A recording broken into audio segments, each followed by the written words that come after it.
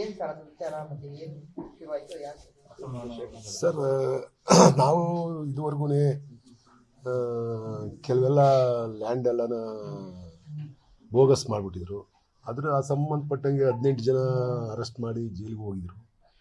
ಆ ಒಂದು ಇನ್ಸಿಡೆಂಟ್ ಆದಮೇಲೆ ನಾವು ಬಗರುಕುಂ ಸಭೆಯನ್ನು ಮಾಡಿರಲಿಲ್ಲ. ಜಿಲ್ಲಾಧಿಕಾರಿಗಳು ಮೌಖಿಕವಾಗಿ ಮಾಡಬೇಡಿ ಅಂತ ಹೇಳಿದ್ರು, ಮಾಡಿರಲಿಲ್ಲ. ಮತ್ತು ರೈತರ ಒತ್ತಡ ಜಾಸ್ತಿ ಆಯಿತು. ಕೆಲವು ರೈತರವು ACA ಆಫೀಸಿಂದ ಅರ್ಜಿ ವಜಾ ಆಗಿದ್ದಂಥವು ACA ಆಫೀಸಿಂದ ರಿಮೈಂಡ್ ಆಗಿ ಬಂದಿದ್ದಂಥವು ಇದ್ದು. ಮತ್ತು ಒಂದು 300 ಜನ ರೈತರದ್ದು ನಾವು ರೆಕಾರ್ಡ್ ರೆಡಿ ಮಾಡಿದ್ದು. ಅವು 2 ಮೀಟಿಂಗಲ್ಲಿ ನಾವು ಅಪ್ರೂವ್ ಮಾಡಿದ್ದು, ಅಬ್ಜೆಕ್ಷನ್ ಕಾಲ್ ಮಾಡಿದ್ದು. 45 ಡೇಸ್ ಅಬ್ಜೆಕ್ಷನ್ ಕಾಲ್ ಮಾಡ್ತೀವಿ ಸೆಕೆಂಡ್ ಮೀಟಿಂಗ್ ಪಾಸ್ ಆದಮೇಲೆ. ಆಮೇಲೆ ಸ್ಥಿರೀಕರಿಸ್ಬೇಕಾಗುತ್ತೆ. ಸ್ಥಿರೀಕರಿಸ್ತಕ್ಕಂಥದ್ದು ಇತ್ತು. ಅದನ್ನು ನಾನು ನಿನ್ನೆ ಮೀಟಿಂಗ್ ಕರೆದಿದ್ದೆ. ನಿನ್ನೆ ಅವರು ನಾವು 1 ಗಂಟೆಗೆ ಮೀಟಿಂಗ್ ಕರೆದಿದ್ದು. ಅವರು 1:45 ಆದರೂ ಅವರು ಮೀಟಿಂಗ್ ಬರಲಿಲ್ಲ. ಮುದ್ರಾ ಲೋನ್ಗೋಸ್ಕರ 10 ಬ್ಯಾಂಕ್ ಕಳೆದು ಸುಸ್ತಾಗಿದ್ದೀರಾ? ಈಸಿಯಾಗಿ 10 ಲಕ್ಷ ಮುದ್ರಾ ಲೋನ್ ಪಡ್ಕೊಳ್ಳೋದು ಹೇಗೆ ಅಂತ ಕಲಿಬೇಕಾ? ಫ್ರೀಡಮ್ ಆ್ಯಪನ್ನು ಈಗಲೇ ಡೌನ್ಲೋಡ್ ಮಾಡಿ. ನಾವು ರೆಸಲ್ಯೂಷನ್ ಕಾಪಿಲಿ ಹಿಂಗೆ ಮೌಖಿಕ ಫೋನ್ ಮಾಡಿಸ್ದೆ. ತಹಸೀಲ್ದಾರ್ ಹತ್ರ ಮೆಂಬರ್ ಕಾರ್ಯದರ್ಶಿ ತಹಸೀಲ್ದಾರ್ ಕಡೆಯಿಂದ ಫೋನ್ ಹಾಕಿಸ್ದೆ. ಫೋನ್ ಹಾಕ್ಸಿರೂ ಅವ್ರು ಒಬ್ಬರು ಫೋನ್ ಲಿಫ್ಟ್ ಮಾಡಲಿಲ್ಲ. ಆಮೇಲೆ ನಾವು 3/4 ಗಂಟೆ 47 ನಿಮಿಷಕ್ಕೆ ಆದಮೇಲೆ ನಾವು ಮೀಟಿಂಗ್ ಕೋರಮ್ ಇಲ್ದಲೇ ಮೀಟಿಂಗ್ ಮುಂದಕ್ಕೆ ಹಾಕಿದ್ದೀವಿ ಅಂತ ಹೇಳ್ಬಿಟ್ಟು ಬರೆದ್ಬಿಟ್ಟು ನಾವು ಹೋಗ್ತಿದ್ದು. ಅಷ್ಟೊತ್ತಿಗೆ ಬಗರುಕುಂ ಕಮಿಟಿಯ ಸದಸ್ಯರುಗಳೆಲ್ಲ ಬಂದರು. ಅವರು ನಾವು ಸೈನ್ ಹಾಕಲ್ಲ, ನಾವು ಯಾವುದೇ ಬಗರುಕುಂಬಲ್ಲಿ ನೀವು ಜಮೀನು ಕೊಡ್ಲಿಕ್ಕೆ ಸೈನ್ ಹಾಕಲ್ಲ ಅಂದರು. ನೀವು ಸೈನ್ ಹಾಕ್ತಿದ್ರಿ ನಮ್ಮದೇನು ಅಭ್ಯಂತರ ಇಲ್ಲಪ್ಪ, ನಾನು ಮೀಟಿಂಗ್ ಕರೆದು ನೀವು ಸೈನ್ ಹಾಕಿರ ಮಾಡಿಕೊಡ್ತೀವಿ. ಸೈನ್ ಹಾಕಲಿಲ್ಲ ಅಂದರೆ ಅದನ್ನು ರೈತರಿಗೆ ಅದ್ರ ಬಗ್ಗೆ ವಿಚಾರ ಮಾಡ್ಕೊತಾರೆ. ನಿಮಗೆ ಕಾಳಜಿ ಇದ್ದರೆ ಬಡವ್ರ ಬಗ್ಗೆ, ರೈತರ ಬಗ್ಗೆ ಸುಮಾರು 40 ವರ್ಷ ಉಳುಮೆ ಮಾಡಿರ್ತಕ್ಕಂಥ ರೈತರುಗಳು ಅವರು ಇಲ್ಲೇ ಅವರೆಲ್ಲ ತಿರ್ಗಾ ಬಂದವ್ರಿ. 40-50 ವರ್ಷದಿಂದ ಉಳುಮೆ ಮಾಡಿರೋ ರೈತರುಗಳಿದ್ದಾರೆ. ಅವರವೂ ಇಟ್ಟಿರೋದು ಬೇರೆ ಯಾವುದೇ ಅವರು ಇಲ್ಲಿಗಲ್ ಆಗ್ತವೆ. COD ಕೊಟ್ಟವ್ರೆ. COD ಕೊಟ್ಟಿರ್ತಕ್ಕಂಥ ಕೇಸೇ ಬೇರೆ. ನಾನು ಅವ್ರಿಗೆಲ್ಲ ಎಕ್ಸ್ಪ್ಲೈನ್ ಮಾಡಿ ಹೇಳಿದ್ದೀನಿ. COD ಕೊಟ್ಟಿರ್ತಕ್ಕಂಥ ಕೇಸು 1999ರಿಂದ 2001ವರೆಗೂ ತಹಸೀಲ್ದಾರರು ಲ್ಯಾಂಡ್ ಗ್ರಾಂಟ್ ಕಮಿಟಿಯ ಚೇರ್ಮನ್ ಇದ್ದರು. ಆ ಟೈಮಿಗೆ ಇವರು ಈ 2 ವರ್ಷದಾಗೆ ಡೂಪ್ಲಿಕೇಟ್ ಸೈನ್ ಹಾಕ್ಬಿಟ್ಟು ಕೆಲವರೆಲ್ಲ ಕರಿಯಪ್ಪ ಅವ್ರು ಯಾರ್ಯಾರೋ ಸುಮಾರು ಜನ ನಮ್ಮ ತಾಲೂಕಿನ ಅಧಿಕಾರಿಗಳು ಮಿಂಗಲ್ ಆಗಿ ಅದರಲ್ಲಿ ಬೇರೆ ಬೇರೆಯವರಿಗೆ ಇಶ್ಯೂ ರಿಜಿಸ್ಟ್ರಿಗೆ ಎಂಟ್ರಿ ಮಾಡಿಸಿ MR ಸಪ್ರೇಟ್ MR ಮಾಡಿಸಿ, ಡೂಪ್ಲಿಕೇಟ್ MR ಮಾಡಿಸಿ ಬೇರೆ ಜನಕ್ಕೆ ಕೊಟ್ಟಿದ್ರು. ಸುಮಾರು ಆ ಥರದ್ದು 900 ಚಿಲ್ಲರೆ ಎಕರೆ ಕೊಟ್ಟಿದ್ರು. ಅವೆಲ್ಲ ಕೇಸ್ ನಡೀತವೆ. ಅದಕ್ಕೂ ಬಗರುಕುಂಗೂ ಸಂಬಂಧನೇ ಇಲ್ಲ. ಬಗರುಕುಂಬಲ್ಲಿ ಮಾಡ್ತಕ್ಕಂಥದ್ದು ಫಸ್ಟು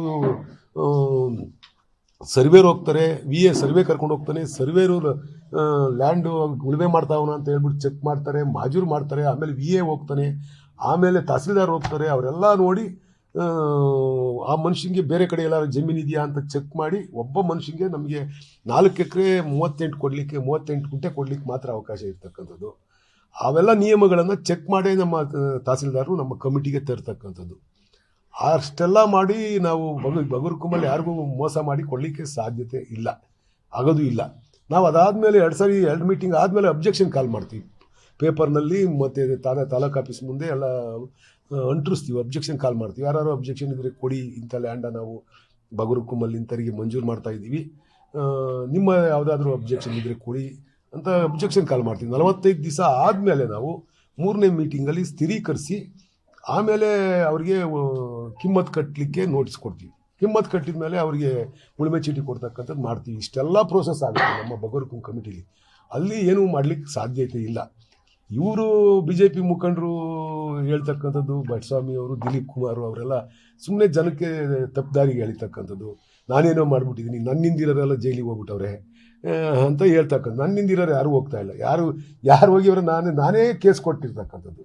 ನಾನೇ ಈ ಬಗರುಕುಂ ಕಮಿಟಿ ನಾವು ಮೀಟಿಂಗ್ ಮಾಡಿದಂಥ ಸಂದರ್ಭದಲ್ಲಿ ನಮಗೆ ಲ್ಯಾಂಡು ಎಕ್ಸ್ಟೆಂಟ್ ಸಿಗ್ತಿರ್ಲಿಲ್ಲ. ನಾನು 4 ಮೀಟಿಂಗ್ ಮಾಡಿದೆ. 4 ಮೀಟಿಂಗಲ್ಲೂ ಎಕ್ಸ್ಟೆಂಟೇ ಖಾಲಿ ಆಗೋದು. ಸಪೋಸ್ ಗಳಿಗೆ ಕೆರೆ 11 ಅಂತ ಇಟ್ಕೊಳ್ಳಿ, ಅಲ್ಲಿ ಸುಮಾರು 200 ಎಕರೆಗೆ ರೈತರು ಉಳುಮೆ ಮಾಡ್ತಾವ್ರೆ. ಅವ್ರಿಗೆ ಜಿನಿಯನ್ ರೈತರು ಉಳುಮೆ ಮಾಡ್ತಾವ್ರೆ. ನಾವು 14-15 ಜನನೋ ರೈತರು ಅವರೇ, ಅವ್ರಿಗೆ ಕೊಡಬೇಕು. ಅವ್ರಿಗೆ ಕೊಡೋಕೆ ಹೋದ್ರೆ ಅಲ್ಲಿ ಎಕ್ಸ್ಟೆಂಟ್ ಖಾಲಿ ಆಗಿರೋದು. ಎಕ್ಸ್ಟೆಂಟ್ ಎಲ್ಲೋಯ್ತು ಅಂತ ಹುಡುಕಿ ಅಂತ ಹೇಳ್ಬಿಟ್ಟು ನಾನೇ ಒಬ್ಬನ್ನ RI ಹಾಕಿ ಹುಡುಕ್ಸಿದ್ದು. ಆ ಹುಡುಕ್ಸಿದಾಗ ಏನಾಯಿತು, ಇವೆಲ್ಲ ಊರೂ ಇಶ್ಯೂ ರಿಜಿಸ್ಟ್ರಿಗೆ ಡೂಪ್ಲಿಕೇಟ್ ಎಂಟ್ರಿ ಮಾಡಿಬಿಟ್ಟು ಮಾಡಿದ್ದ ಈ ಕೇಸ್ ಸಿಗಾಕಂತು. ಅದನ್ನು ನಾನೇ ತಹಸೀಲ್ದಾರರಿಗೆ ಹೇಳಿ ಜಿಲ್ಲಾಧಿಕಾರಿಗಳನ್ನ ಕೇಳಿ ಕೇಸ್ ಕೊಡಿ ಅಂತ ಹೇಳ್ಬಿಟ್ಟು ನೀವು ಡಿಪಾರ್ಟ್ಮೆಂಟಲ್ಲಿ ಎಂಕ್ವೈರಿ ಮಾಡಿದರೆ ನೀವು ತಾತ್ಕಾಲಿಕವಾಗಿ ಅಧಿಕಾರಿಗಳನ್ನ ಸಸ್ಪೆಂಡ್ ಮಾಡ್ತೀರಾ, ತಿರ್ಗಾ ರಿವೋಕ್ ಮಾಡ್ಕೊಂತೀರಾ. ಬೇಡ, ಪೊಲೀಸ್ ಕಂಪ್ಲೇಂಟ್ ಕೊಡಿ. ಹೊರಗಡೆಗೆ ಆಕ್ಷನ್ ತಗೊಳಕ್ಕೆ ನಿಮ್ಗೆ ಏನು ಪವರ್ಸ್ ಇರಲ್ಲ. ಪೊಲೀಸ್ ಕಂಪ್ಲೇಂಟ್ ಕೊಟ್ಟಿದ್ದೆ, ನಾನೇ ಪೊಲೀಸ್ ಕಂಪ್ಲೇಂಟ್ ಕೊಟ್ಟಿದ್ದೀನಿ. ನಾನೇನಾದರೂ ಬಗರುಕುಂ ಕಮಿಟಿಲಿ ನನಗೆ ಬೇಕಾದವರಿಗೆ ಕೊಟ್ಟಿದ್ರೆ ನಾನೇ ಪೊಲೀಸ್ ಕಂಪ್ಲೇಂಟ್ ಕೊಡ್ತೀನಿ. ಡಿಪಾರ್ಟ್ಮೆಂಟಲ್ಲಿ ಎಂಕ್ವೈರಿ ಮಾಡಿಸಿ ಕ್ಲೋಸ್ ಮಾಡಿಸ್ತೀನಿ. ಇವ್ರಿಗೆ ಕಾಮನ್ ಸೆನ್ಸು ಇಲ್ಲ. ಇವರು ನಮ್ಮ ಲೀಡ್ರ್ ಆಗಿ ಬರ್ತಾರೆ. ಈ ಬೆಡ್ಸ್ವಾಮಿ ಇನ್ನರು, ಹೆಬ್ಬೆಟ್ನರು, ಈ ಇವನು ದಿಲೀಪ ಅನ್ನೋರು. ಇವ್ರಿಗೆ ಸ್ಟೇಟ್ಮೆಂಟ್ ಕೊಟ್ಟವ್ರೆ, MLA ರಿಂದಲೇ ಆಗ್ಬಿಟ್ಟೈತೆ, MLA ಮಾಡ್ಬಿಟ್ಟವ್ರೆ, MLA ಹಿಂದಿರೋರಿಗೆಲ್ಲ ಮಾಡಿಬಿಟ್ಟವ್ರೆ. ನಾನು ಲಾಸ್ಟ್ ಟೈಮ್ ಕೊಟ್ಟಿದ್ದೀವಿ, 3-4 ಸಾವಿರ ಜನಕ್ಕೆ ಕೊಟ್ಟಿದ್ದೀನಿ. 3-4 ಸಾವಿರ ಜನ ಬಡವರು, ಜಿನಿಯನ್ ಬಡವರಿಗೆ ಕೊಟ್ಟಿದ್ದೀವಿ. ನಾವು ಯಾವುದು ಜಾತಿ ಪಕ್ಷ ಭೇದ ಇಟ್ಕೊಂಡಲ್ಲೇ ಕೊಟ್ಟಿದ್ದೀವಿ. ಈ ವರ್ಷ ಕೊಡಬೇಕು ಅಂತಕ್ಕಂಥ ಪ್ರಯತ್ನವನ್ನು ಮಾಡಿದ್ದೋ, ಎಲ್ಲ ರೆಡಿ ಮಾಡಿದ್ದೋ. ಅಷ್ಟರಲ್ಲಿ ಈ ಇನ್ಸಿಡೆಂಟ್ ಕೇಸ್ ಆಯಿತು. ಕೇಸ್ ಆಗಿದ್ದರಿಂದ ಮಧ್ಯೆ ಒಂದು 3-4 ತಿಂಗಳು ನಿಲ್ಲಿಸಿದ್ದು. ಈಗ ಹೊಸದಾಗಿ ಮೀಟಿಂಗ್ ಮಾಡೋದು. ಮೀಟಿಂಗಿಗೆ ನಾವು ಸೈನ್ ಹಾಕಲ್ಲ ಅಂತಾರೆ. ನೋಡೋಣ, ಇನ್ನೂ ಏನು ಮಾಡೋದು ಗೊತ್ತಿಲ್ಲ ಸರ್. ಅವ್ರಿಗೇನು ಅಂದರೆ, ನನಗಿರೋ ಮಾಹಿತಿ ಪ್ರಕಾರ ಒಬ್ಬ ದೊಡ್ಡ ಲೀಡ್ರು ಅವರು, ನಾನು ಮೀಟಿಂಗ್ ಕರೀತಿದ್ದು ಹಿಂದಿನ ದಿವಸನೇ ಮೀಟಿಂಗ್ ಕರಿತಾ ಇದ್ದೀನಿ ಅಂತ, ಯಾಕಮ್ಮ ಅಂತ ತಹಸೀಲ್ದಾರಿಗೆ ಫೋನ್ ಹಾಕಿವ್ರೆ. ಫೋನ್ ಹಾಕಿ 5,000 ಜನಕ್ಕೆ ಕೊಡ್ತಾ ಇದ್ರಂತಲ್ಲಮ್ಮ, ಕೊಟ್ಬಿಟ್ಟು ಎಲ್ಲ ಎಲೆಕ್ಷನ್ ಗೆಲ್ಲಕ್ಕೆ ಮಾಡ್ಕೊಡ್ ಕಣಮ್ಮ ಅಂತ ಎಲ್ಲ ಹೇಳವ್ರೆ. ಅವ್ರು ಯಾರು ಅಂತ ನೀವು ಊಹೆ ಮಾಡ್ಕೊಬೋದು. ಗೊತ್ತಾಗುತ್ತೆ ಯಾರು ಈ ಜಿಲ್ಲೆ ಒಳಗೆ ಸಾರ್ವಜನಿಕರಿಗೆ ಅನುಕೂಲ ಆಗದಲೇ ಇರೋ ಕೆಲಸ ಮಾಡೋರು ಯಾರವ್ರೆ, ವೈಯಕ್ತಿಕವಾಗಿ ಅನುಕೂಲ ಆಗೋ ಕೆಲಸಗಳನ್ನ ಯಾರು ಮಾಡ್ತಾರೆ ಅನ್ನೋದು ನಿಮಗೆ ಗೊತ್ತಿದೆ. ಇರ್ಬೋದೇನೋ, ಅವರೇ ಇರ್ಬೋದು. ಇನ್ಯಾರು ಮಾಡ್ತಾರೆ? ಪುಣ್ಯಾತ್ಮ ಅವನೇ ಮಾಡೋದು, ಇನ್ಯಾರು ಮಾಡೋದು. ಹೌದು, ಅವ್ರಿಗೆ ಏನು ಭಯ ಹತ್ಕೊಂಡೈತೆ ಅಂದರೆ, ಈಗ ಎಲ್ಲ ಬಗರುಕುಮಾರ್ ಕೊಟ್ಬಿಡ್ತಾನೆ, ರೈತರೆಲ್ಲ ಅವ್ರಿಗೆ ಓಟ್ ಹಾಕ್ಬಿಡ್ತಾರೆ. ನಾನು ಹೋದ್ ಸರಿ ಬಗರುಕುಮಾರ್ ಕೊಟ್ಟಿರೋರೆಲ್ಲ ನನಗೇನು ಓಟ್ ಹಾಕಿಲ್ಲ. ಮತ್ತಿಕೆರೆ ಅಂತ ಒಂದು ಊರೈತೆ, ಅಲ್ಲಿ ಪೂರಾ ವೀರಶೈವರವ್ರೆ 122 ಜನಕ್ಕೆ ಕೊಟ್ಟಿದ್ದೀನಿ ನಾನು. ನನಗೆ ಲಾಸ್ಟ್ ಟೈಮ್ ಹಾಕಿರೋದು 63 ಓಟ್ ಹಾಕಿವ್ರೆ.